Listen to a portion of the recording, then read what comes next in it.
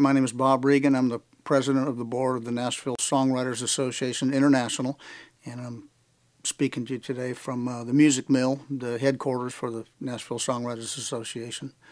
It's a group of songwriters basically founded in Nashville, but we've expanded pretty much across the country now. This is our headquarters, but we have workshops in probably 100 different cities across the country, Los Angeles, Chicago, Atlanta, one in almost every state. And we just provide services to songwriters. We have professional division, we have services for professionals, we do extensive lobbying in Washington, D.C. We have workshops across the country where beginning writers can come stick their head in and learn a little bit about what it actually entails to be a songwriter. We have online workshops for the members. We have song camps, song symposiums, just a whole array of services for songwriters in any genre and any skill level. We were formed in about 1967, and back then there were very few writers in town, probably less than 100, but I think we had almost 40 songwriters at that time. Chris Christopherson was living here at the time, Mary Jo Wilkins, who wrote Long Black Veil, and basically the songwriters got together to get the songwriters' names on albums. And at that point, some labels did, some labels didn't. But they would just be the name of the song. So they banded together to say, we would like to have our names on these albums as a matter of industry policy. And that was sort of it sprung from that. We're a trade association, and I should be able to speak intelligently on the difference between a guild, a union, and a trade association, but that's what we are. And we do, basically we'll lobby for anything that has to do with the music business. We will just try to make songwriters' voices known. Probably the biggest thing, it's been our biggest victory by far in our almost 40-year history, and this is for artists, and I mean anybody who's ever written a song, we just changed the tax code. And if you think that's easy to do, I invite you to try it. We just passed last week, it's called the Songwriters Capital Gains Tax Equity Bill.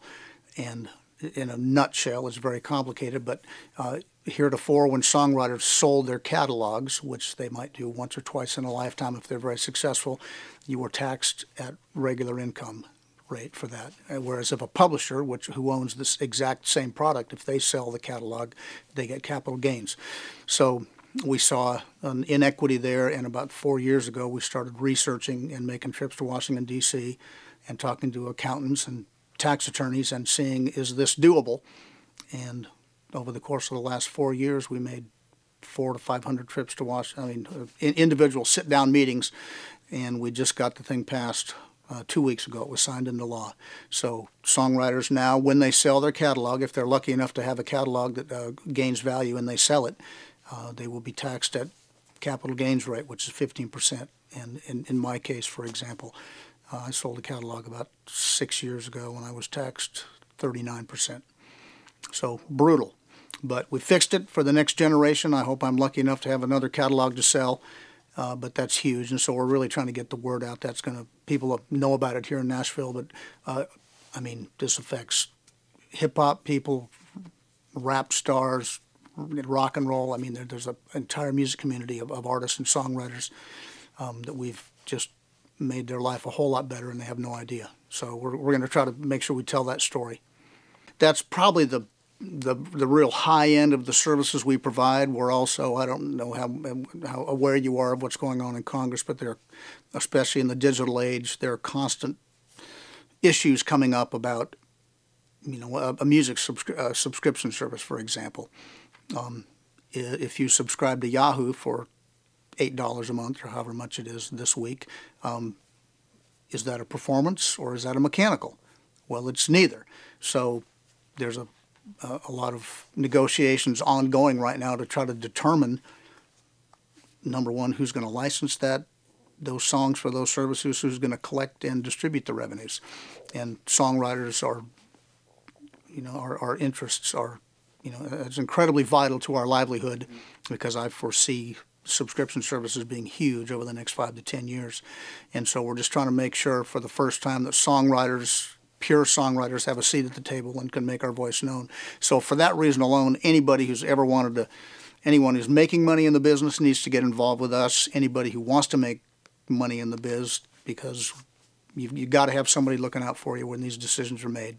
We have a general membership and we have a pro membership, and there's different criterion for professional membership. Obviously, you need to make the majority of your living as a songwriter or a performing artist with your original material. And for general members, it's anyone with an interest to write songs, learn more about writing songs. We'd love to have anybody and everybody get involved. Yeah, the general membership is $150 a year, and for that we have song critique services. You can send in a song every month through email, and we have professional songwriters that will evaluate your songs. We have online workshops, audio, video. You can log on the internet and watch professional songwriters give seminars every week, our Thursday workshop.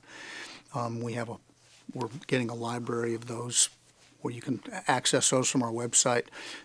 Just a lot of just tools for the beginning songwriter to learn exactly what it really entails to be a professional songwriter. And even if you don't want to be a professional songwriter, how to make your songs the best they can be.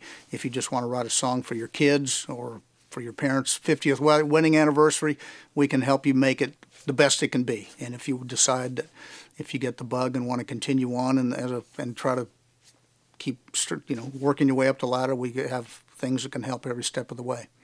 Basically, we have corporate sponsors. Pretty much everybody on Music Row sponsors us, ASCAP, BMI, all the PROs, most of the major labels, and most of the major publishing companies, and some individuals, a lot of Music Row businesses, management companies, production companies, agents, banks. So I don't know the actual breakdown, but I think we probably get maybe a third of our funding from membership dues, and the rest probably split in half with corporate sponsorships and events. We put on countless shows throughout the course of the year. We have, just for example, at the Nashville airport, when you fly in on a couple days a week, we have songwriters out there entertaining people as they come in.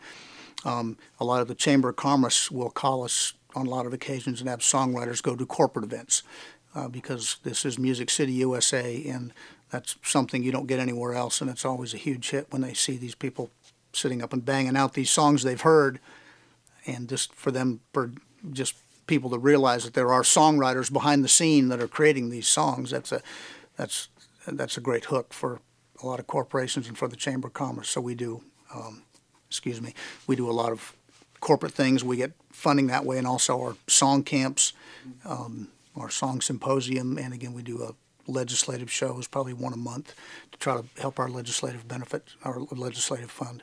We are probably for just pure songwriters. There's also the Songwriters Guild. They have an office here. They represent, they do some education, but they also represent catalogs and heirs of some old copyrights, and they do actually income collection, which is something we don't do. ASCAP and BMI, the Performing Rights Societies, and CSAC also have certain services where they will do seminars and educational events. But we are probably the most intensive on the ground level of just pure songwriter services. So we are in the process of enacting a name change, and it's kind of a dicey thing because we want to make sure that we don't lose our roots, and this organization sprung up organically out of Nashville, but we feel like we are, especially with our lobbying efforts, we really are servicing and serving songwriters of every genre everywhere. They just don't know it. So it's in our long-term plan to open up a small office in Los Angeles to reach out to some other songwriters, organizations that are functioning in places like Austin, Texas, and other songwriting communities that just don't have a focal point to, for writers to coagulate around, and we can just tell them what we're up to, and hopefully we're proud of the Nashville in our name, but we represent songwriters everywhere, and there is a name change coming down the road, but we have to be careful doing that, because once we do that, we've sponsorships, there's a lot of considerations, but we're doing it carefully and methodically. Basically, we have I'll be specific about a regional workshop that I'm involved in, and say there's one in Reno, Nevada, for example.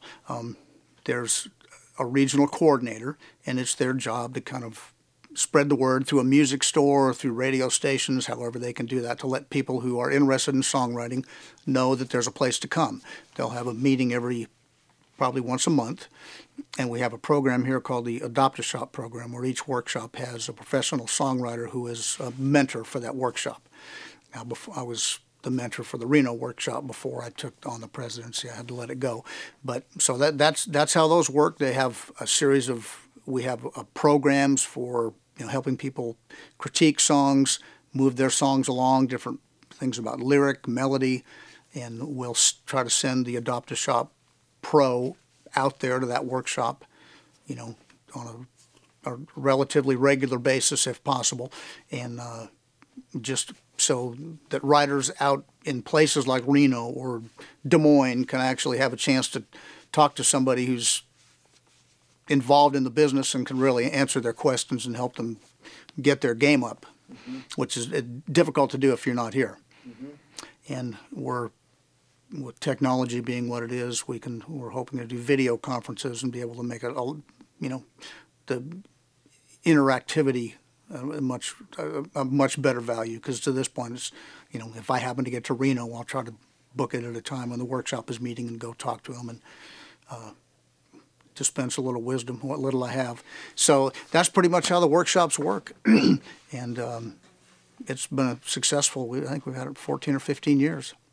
The workshops are also really valuable politically, because politics is regional, and sometimes we might have an important member on a committee that's dealing with an issue for songwriters, and we don't. I'm personally from Northern California originally, but if it's for example, Congressman Grassley is the chairman of the Senate Finance Committee, and they had to sign off on our capital gains bill, and he's from Iowa. So we have to scramble and go through our member base and say, well, we have a workshop in, Des Moines, and we have to, try to get somebody from there to come and meet with the congressman, or to at least write letters from their home district. So the political end of things is very important for the workshops too, that we have representation all across the country. Ready to pitch. We are not a song plugging service. We absolutely don't want to get into that business, but between a combination of all the songs that get sent in and our song critique service, if something is really great and ready to be pitched, we'll combine that along with the best of the best from the song contest, and also the best of the best songs that might have turned up through our song camps, and we'll put those on a CD, and we have people from all the major publishing companies over a couple times a year, feed them lunch, play them the songs, and give them a copy, and we've had a handful of songs cut from doing that. But again, that's not a service we're going to say if people say, well, I want to join NSAI so you'll get my song recorded. That's, there is a slow percolating process by which that happens occasionally, but I would not say that's a reason to join NSAI. We can just help you hopefully get your song the best it can be. We got a huge inventory of great books, tell you everything, just the music business in general, all kinds of, and I should be better versed in what's actually there than what isn't there, but any resource the songwriter could want, go on the online bookstore and take a look at it. And I won't recommend any one book over the other, but I know there are some books in there that I personally read myself. So that's just, one more array of resources that we have available. That's our Thursday night workshop. We set it up here. We got a camera. We were just, it had been strictly a webcast. Now it's audio and video as of a couple weeks ago. And so we'll bring in, I've done it myself. We'll bring in all our local membership comes. We'll fill up this building here with maybe 50 or 60 people. And then however many people log in from online, you can send in questions. And we're just kind of getting the bugs worked out of that, but we are up and running. That's if you're a member, you have our Thursday night workshops. And you can just check in. We have one of our, David Rivers moderates and asks questions and takes questions coming in from the internet. Right. So the whole thing is us trying to just make people feel connected. And thankfully the technology is getting better and better with each passing year, more and more affordable. That's a personal decision, one which I tortured myself before moving out here even 20 years ago. Obviously the majority of the market in Nashville is for country songs. There are pop writers out here. There are, bands, the Kings of Leon, a kid named Matt Morris, who's in our book, who's written songs for everybody from Justin Timberlake to Britney Spears, and he lives here. It can be done. People need to, if you're serious about it, book a trip and come out and see what just take a long weekend or a week and sort of come and get a feel for the town and see if you think it's a good fit. The beautiful thing about Nashville is there's just a great creative community, and the size of the town makes it such that people interact, and there's a lot of songwriter clubs, open mic nights, so people are constantly intermingling with each other. And I know in other places, probably even in other music centers, it can feel like you're fragmented and apart from those of your kind. Well, that's Nashville by the virtue of Music Row, 16th and 17th, for those that don't know, with every major record label and publisher right here on two little streets. It just creates a great kind of melting pot of styles and artists, performers, people in every aspect of the business. So there's just a great community. I don't consider myself an artist at this point. I was an artist at one point, but I realized that there was more of a market for my songs than there was for me as an artist. So at that point, I took one step back. As far as me being involved in the sort of, again, the industry side as opposed to being a pure songwriter, that was just a personal choice for me. I think it can be done. I wasn't ready to do it until I'd been writing songs every day for, 20 years. And I thought, well, let's try to do something else. And the opportunity to serve as the NSAI president came up, and I tortured myself about doing that, whether I wanted to get involved. And I'm really glad I did it. But there's a general wisdom around Nashville is it's hard to get songwriters. They're tend to be not terribly businesslike or organized. And that's the same in any genre in any city. They call it herding cats and stacking Jell-O to try to get songwriters to do anything. But that's a lot of writers really do have a great business sense, and I feel like for those of us who do have a little bit of a brain for that, we owe it to everybody else in the profession to take a little bit of time and try to accomplish a little bit of something. And for me, I'm getting ready. I've been the president for 3 years, and I'm getting ready to phase out. So I just kind of looked at this. This was my time in the barrel, and if I can move the ball forward a little bit, pass it on to the next guy, and and a lot of songwriters really have stepped up here in Nashville just because of this organization and giving people a framework. A lot of people say, well, I'd love to help. What do I do? So we say, here's what you do. Come to Washington, D.C. with us. Help us teach a workshop for NSAI, become an Adopt-A-Shop mentor for one of the workshops out in the country, and help us keep this groundswell moving and keep accomplishing things. So, yeah, songwriters are a lot of not terribly businesslike, but a lot of them are, and I feel like it's kind of our job in NSAI to make it easy for people to make the right decisions about the big picture and their personal picture. We're trying to get that word out. A lot of people don't know, and it's fairly complicated, but in a nutshell, after 35, according to when the Copyright Act was redone in 1978, basically when you assign a copyright, you assign it for 35 years, and then it reverts back to you. And I'm not much at math, but I think that's 2013 is the first year when these copyrights will start reverting. So there's an awful lot of songs that were signed to publishers, and those songs will come back to the songwriter, and we need to get that word out as best we can. We were just talking this morning, we had a little meeting, and Eddie Schwartz, who wrote Hit Me With Your Best Shot, and I can assure you that anybody with a song that big or even a quarter that big would love nothing more than to get it back in 5 years from now. And that's what's going to happen, but there are certain very specific things that songwriters need to do to get these copyrights back if they have been assigned to a major publisher. Anything pre-78, there's a different set of rules. I think might be 50 years. But again, some songs will be, 2013 is the first year that these copyrights will be coming back. So if anybody's watching this that has a song that they feel like might fall into this, again, it would have to be a song that obviously generated money in order for you to worry about it. And number two, a song that was signed to a publishing company where you signed away your publishing rights. they will come back. But there's a 5-year window that starts in 2007 where you have to notify the publisher of your intent to recapture. So there are certain steps that need to be taken, and again, that's one thing we're really trying to get that information out, because I would hate for somebody to have a very valuable copyright or a standard that's generating a lot of money, let that 5-year window go by, and in 2015 go, what happened? You mean I could have had the shadow of your smile back and I didn't? So we want to make sure that doesn't happen. The question was, what advice would I give to somebody that wanted to become a songwriter?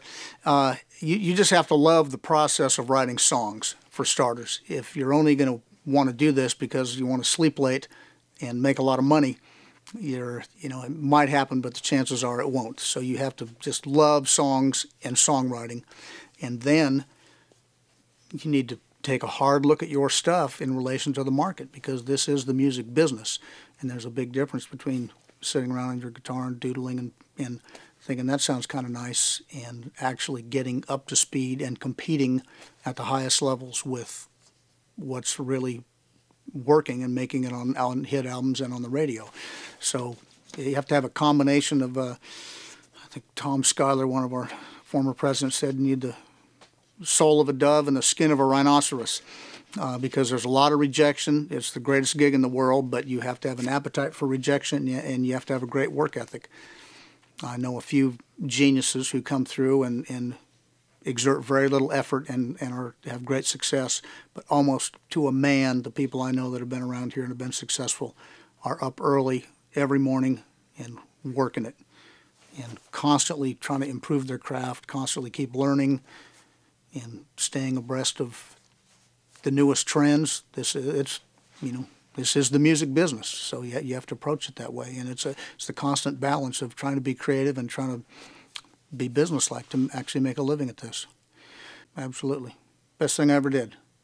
My plan B was to go to law school after my artist deal flamed out in L.A. I was studying for the LSAT half the day and writing songs for the other half and torturing myself, and I had come to Nashville a few times and was well received, and I was just, oh God, what do I do? So I finally said, well, if I don't try it, I'll kick myself for the rest of my life. So I said I'll give it 3 years. So that was in 1985. What year is it now? I forgot. But yeah, it's been a great thing for me, and just it's a great town, a great way to make a living. And even if you don't make a living at it, songwriting is a cathartic, wonderful thing to do. Even if the only thing you ever do is, like I said before, write a song for your kid's kindergarten graduation. I write songs. My daughter just graduated from college. I wrote a song for her that nobody will ever hear. But that's part of the joy of being able to do this, to take an emotion and to put it to music. So I think there's an immense value in that, whether you ever have a song recorded by anybody else or not. There's a great value to doing that. So anybody who's remotely interested in it, I encourage you to get involved.